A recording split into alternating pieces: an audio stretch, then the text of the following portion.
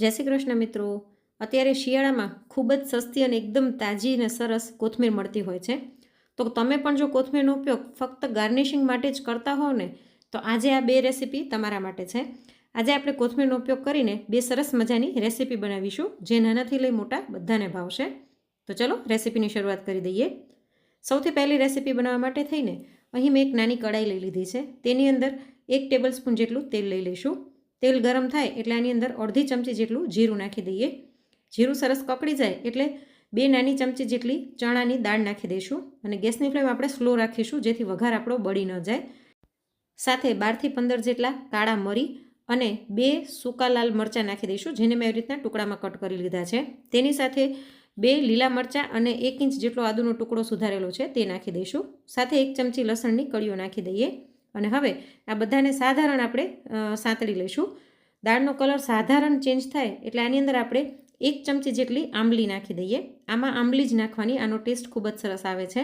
અને તેની સાથે 1 નાની જોડી જેટલી કોથમીર નાખી દઈશું. કૂણી દાંડલી સહિત જ અહીં મેં કોથમીર લઈ લીધી છે. તમે આમાં કોથમીરનું પ્રમાણ હજી વધારે પણ એડ કરી શકો છો. જેટલી કોથમીર હોય તમારી પાસે એટલી આની અંદર નાખી શકો છો. તો હવે સ્લો ફ્લેમ પર જ આપણે આને થોડીક વાર માટે સાંતળી લઈશું. આંબલી એકદમ સોફ્ટ થઈ જાય ત્યાં સુધી આપણે આને સાંતળવાની છે. અને સાથે સાથે કોથમીર પણ એકદમ સરસ એની જે ડાળીઓ છે તે પણ ચડી જશે. ઘણી વખત એવું થાય કે ઘણાના ઘરમાં બાળકો એવા હોય કે ઉપરથી આપણે કોથમીર નાખીએ ને તો એ વસ્તુ નથી ખાતા હોતા, અથવા તો કોથમીર ન નાખવા દે. તો આ રેસીપી એક વખત ટ્રાય કરજો, બાળકોને ખબર પણ નહીં પડે કે આની અંદર આપણે કોથમીરનો ઉપયોગ કર્યો છે. તો જો આ સરસ ચડી ગઈ છે આંબલી, તો હવે ગેસની ફ્લેમ બંધ કરી અને આને આપણે નીચે લઈ લઈએ. નીચે લીધા પછી થોડુંક આને ઠંડુ થવા દઈશું. ઠંડુ થયા પછી આપણે આને મિક્સર જારની અંદર નાખી દઈએ. આની આપણે એક પેસ્ટ બનાવવાની છે. આપણે આની અંદર જે મરચાં ને બધું નાખ્યું છે તે એમ જ રહેવા દઈશું, એના કારણે જ સરસ આનો ફ્લેવર આવશે. તો પહેલાં આપણે આને એમ જ ગ્રાઇન્ડ કરી લઈએ અને પછી 1 કપ જેટલું પાણી નાખીને ફરીવાર ગ્રાઇન્ડ કરી લઈશું. તો જો અહીં મેં આને આવી રીતના પેસ્ટ બનાવી લીધી છે. આની પેસ્ટ આવી રફ જ લાગશે, એકદમ લીસી ચટણી નથી કરવાની. આવી રીતની જ આપણે અધકચરી પેસ્ટ જોઈએ, કેમ કે આની અંદર દાળ નાખેલી છે. તો હવે આપણે એક કડાઈ લઈ લઈએ. તેની અંદર 1 મોટી ચમચી જેટલું ઘી લઈ લઈશું. આમાં ઘી જ લેવાનું, તેનો ફ્લેવર ખૂબ જ સરસ આવે છે. ત્યારબાદ આની અંદર અડધી ચમચી રાઈ અને અડધી ચમચી જીરું નાખી દઈએ. રાઈ અને જીરું સરસ કકડી જાય એટલે 8થી 10 લીમડાના પાન અને 5 ચમચી હિંગ નાખી દઈશું. સાથે 1 સૂકું લાલ મરચું નાખી દઈએ અને 1 કપ જેટલા શિંગદાણા નાખી દઈશું. ગેસની ફ્લેમ સ્લો રાખી અને શિંગદાણા બધા સરસ ફૂટી જાય ત્યાં સુધી આપણે આને સાંતળી લઈશું, જેથી શિંગદાણા કાચા ન લાગે. તો શિંગદાણા સરસ ફૂટી ગયા છે. હવે આની અંદર આપણે પેસ્ટ જે બનાવીને રાખી હતી કોથમીરવાળી તે એડ કરી દઈએ.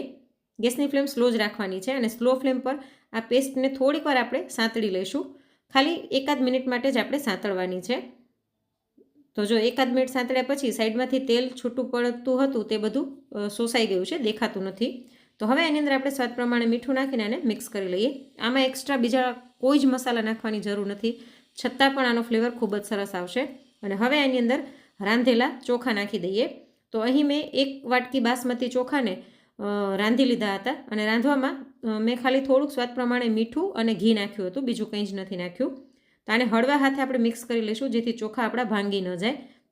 તો એકદમ ટેસ્ટી એવા આપણા કોરિએન્ડર રાઈસ બનીને તૈયાર થઈ ગયા છે.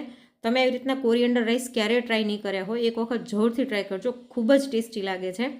તો ઉપરથી હું થોડીક ઝીણી સુધારેલી કોથમીર નાખું છું. તમારા ઘરમાં જો બાળકો કોથમીર ન ખાતા હોય તો તમારે નહીં નાખવાની. તો એમને પુલાવ રાખવાનો, તો ખબર પણ નહીં પડે કે આ પુલાવમાં તમે કોથમીરનો ઉપયોગ કર્યો છે. અને જો દાણો એકદમ સરસ છૂટો છૂટો છે. આ કોરિએન્ડર રાઈસ તમે ટિફિનમાં પણ ભરીને આપી શકો છો અને જો ભાત બચી ગયા હોય તો રાત્રે ડિનર માટે પણ બનાવી શકો છો.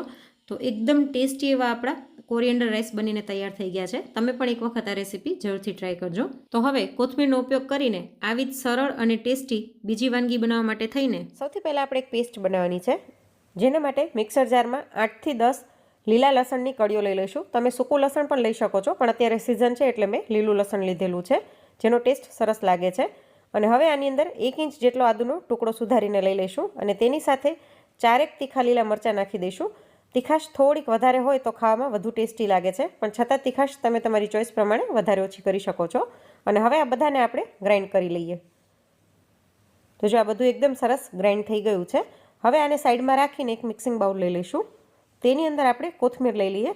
કોથમીરની આ રેસીપી છે તે તમે રાતના ડિનરમાં બનાવી શકો છો, સાંજે નાસ્તામાં ચા સાથે બનાવી શકો છો, અથવા તો સવારના બાળકોને લંચ બોક્સમાં કે નાસ્તામાં પણ આપી શકો છો. આ બાઉલની અંદર 3 વાટકી જેટલી કોથમીર મેં લઈ લીધી છે. કોથમીરને ધોઈને થોડીક વાર કોટનના કપડા ઉપર સૂકવી દીધી હતી અને પછી તેને ઝીણી સુધારી લીધી છે. અને હવે આની અંદર આપણે તૈયાર કરેલી પેસ્ટ ઉમેરી દઈશું. અને હવે આમાં બાઇન્ડિંગ આપવા માટે આપણે ચણાનો લોટ ઉમેરીશું. લગભગ પોણી વાટકી જેટલો મેં ચણાનો લોટ લીધેલો છે. તેની સાથે 2 ટેબલસ્પૂન જેટલો ચોખાનો લોટ નાખી દઈશું, જેથી એકદમ સરસ ક્રિસ્પી બને. અને હવે આની અંદર 5 ચમચી હિંગ, અડધી ચમચી લાલ મરચું પાવડર, અડધી ચમચી હળદર, અડધી ચમચી ધાણા જીરું પાવડર, અડધી ચમચી આમચૂર પાવડર. તમે આમચૂર પાવડરની બદલે લીંબુનો રસ પણ લઈ શકો છો. સાથે જ અડધી ચમચી જેટલો અજમો હાથેથી ક્રશ કરીને ઉમેરી દઈશું. અજમો નાખવાથી આનો ટેસ્ટ ખૂબ જ સરસ આવે છે અને પચવામાં પણ એકદમ સરળ રહે છે. અને હવે આની સાથે અડધી ચમચીથી થોડોક ઓછો ગરમ મસાલો અને અડધી ચમચી જેટલો ચાટ મસાલો નાખી દઈશું. ચાટ મસાલો નાખવાથી એકદમ સરસ ચટપટો આનો ટેસ્ટ આવશે. અને સાથે 2 થી 3 ચમચી જેટલા સફેદ તલ ઉમેરી દઈએ અને સ્વાદ પ્રમાણે મીઠું નાખી દઈશું. અને હવે આ બધાને આપણે બરાબર મિક્સ કરી લઈશું. એકદમ દબાવતા જઈને ચોળીને આપણે મિક્સ કરવાનું છે, કેમ કે કોથમીર ધોયેલી છે એટલે એમાં પણ થોડુંક પાણીનું પ્રમાણ હશે. અને મીઠું સાથે મિક્સ થવાથી બંનેમાંથી જે પાણી છૂટું પડશે તેનાથી જ આમાં થોડુંક બાઇન્ડિંગ આવી જશે. એટલે બહુ ઓછું પાણી આપણે બાઇન્ડિંગ માટે નાખવું પડશે. તો જો એકદમ સરસ મિક્સ થઈ ગયું છે. હવે વાટકીમાં મેં થોડુંક પાણી લીધું છે. 2 ચમચી જેટલું પાણી આપણે ઉમેરતા જઈશું અને મિક્સ કરતા જઈશું. આમાં ખૂબ જ ઓછા પાણીની જરૂર પડશે, એટલે પહેલેથી વધારે પાણી એડ નહીં કરી દેવાનું. 2 ચમચી જેટલું પાણી નાખતું જવાનું અને આને મિક્સ કરતું જવાનું. આ કોથમીર વડી અથવા તો કોથમીરના મુઠિયા પણ તમે કહી શકો. ખૂબ જ ઝડપથી બની જાય છે અને ખાવામાં એટલા જ સરસ ટેસ્ટી લાગે છે. ફરીવાર મેં આમાં 2 ચમચી જેટલું પાણી નાખ્યું છે. તો જો 4 ચમચી પાણીમાં એકદમ સરસ લોટ જેવું બંધાઈ ગયું છે. હવે આપણે એક ડીશ લઈ લઈશું, જેને મેં તેલથી ગ્રીસ કરી લીધી છે. તેની ઉપર આ લોટ લઈ લઈએ અને આને હળવા હાથે આપણે આમ ફેલાવી દઈશું. બહુ જાડું લેયર નહીં કરવાનું. બહુ જાડી હશે તો ખાવાની મજા નહીં આવે. પાતળી હશે તો બંને સાઈડથી એકદમ સરસ ક્રિસ્પી થશે. તો મેં આને એકદમ સરસ ફેલાવી દીધી છે. હવે 2 થી 3 ચમચી જેટલા તલ લઈને ઉપર છાંટી દઈશું અને તલને પણ હાથેથી સહેજ દબાવી દઈશું, એટલે તે સરસ ચોંટી જાય. તો હવે આપણે આને સ્ટીમ થવા માટે રાખી દઈશું, જેના માટે મેં અહીં એક તપેલીમાં પાણી રાખી લીધું છે થોડુંક. તમે સ્ટીમર અથવા તો ઢોકળિયું પણ લઈ શકો છો. તેની ઉપર આપણે ડીશ રાખી દઈશું અને આની ઉપર ઢાંકીને 15 મિનિટ ફૂલ ફ્લેમ પર આપણે આને થવા દઈશું. જુઓ 15 મિનિટ જેવું થઈ ગયું છે. આપણે ખોલી લઈએ. એકદમ સરસ આનો કલર બદલાઈ ગયો છે અને કોથમીરની બહુ જ સરસ સુગંધ આવી રહી છે. ટૂથપીક નાખીને આપણે ચેક કરી લઈએ. આ સરસ ચડી ગયું છે. તો હવે ગેસની ફ્લેમ બંધ કરી અને નીચે લઈને ઠંડુ થયા પછી ડીશમાંથી આપણે કાઢી લઈશું. તો જો મેં આને ડીશમાંથી પણ કાઢી લીધું છે. હવે આપણે આને ટુકડા કરી લઈશું.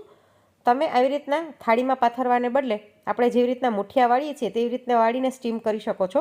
અને મુઠિયાને જેમ ગોળ ગોળ કટ કરીએ તેવી રીતના પણ કટ કરી શકો છો.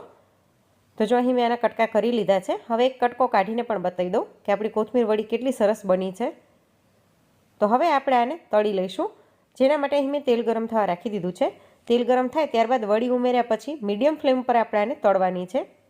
જો તમે ફૂલ ફ્લેમ પર તળશો તો તરત જ બ્રાઉન કલરની થઈ જશે, પણ અંદરથી એટલી ક્રિસ્પી નહીં થાય. અને જો એકદમ ધીમા તાપે તળશો તો અંદર તેલ ચડી જશે. એટલે આને મીડિયમ ફ્લેમ પર બંને સાઈડથી એકદમ સરસ ગોલ્ડન બ્રાઉન કલર આવે ત્યાં સુધી આપણે તળી લઈશું, જેથી એકદમ સરસ ક્રિસ્પી થશે વડી.